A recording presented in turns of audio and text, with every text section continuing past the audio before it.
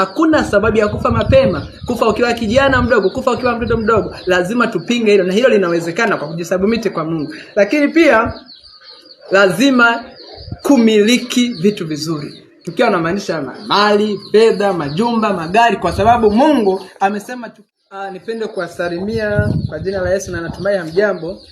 Kuna mtu anataka kujiuliza kwamba inawezekanaje kuzuia kufa kabla ya wakati wa Bwana, yaani kuzuia kufa kifo ambacho hakijatokana na Mungu. Hii inawezekana. Tutaangalia Zaburi ya 118 mstari wa 17, sitakufa bali nitaishi, nami nitasimulia matendo makuu ya Bwana. Kwa Mungu anajaribu kutuonyesha kwamba hatutakufa kwa sababu ya hatari ambayo inajiinua, ambayo haijatokana na kusudi la Mungu ndani yake. Lakini pia anasema Wafilipi 1:21, kuishi ni Kristo na kufa ni faida. Maana yake nini sasa? Kwamba nikiishi ni kwa sababu ya Kristo, nikiishi ni kwa sababu ya Mungu, lakini pia hata nikifa napumzika kwa sababu naenda kukutana na Mungu aliye hai. Maana yake katika pande zote mimi niko salama. Sasa kuna mtu anajiuliza kwa nini tusife mapema?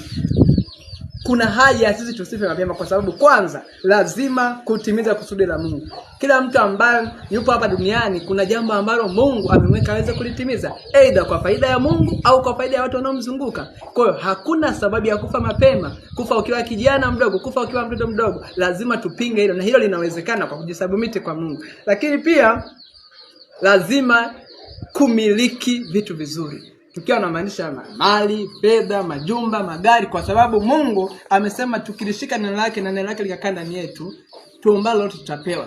Na ni mara 100 duniani kisha uzima milele. Maana yake unapewa kumiliki duniani kisha uzima milele. Hakuna haja ya kusema kwamba walio ndani ya Kristo Yesu kwamba ni masikini, ni hohehae, wamechoka. Hapana, sisi ni imara na ni wamiliki. Hivyo lazima kabla ya kuondolewa uhai duniani, lazima tuweze kuvimiliki hivyo. Na kingine ni kukumbusha tu kwamba tulio upande wa Yesu Kristo hatufi. Sisi tunapumzika tu, tunalala tukijua baada ya hapo upo ufufuo unakuja wa uzima ili tuweze kufufuliwa na kufika salama mbinguni. Hivyo ninakualika wewe ambaye bado hujampa Yesu maisha yako, hii ni fursa yako. Ukifanya hivyo utalindwa, uhai wako hautakomeshwa na adui kabla ya wakati wa Bwana, na wala hautakufa pasi na kutimiza kusudi lile la Mungu na maisha mazuri.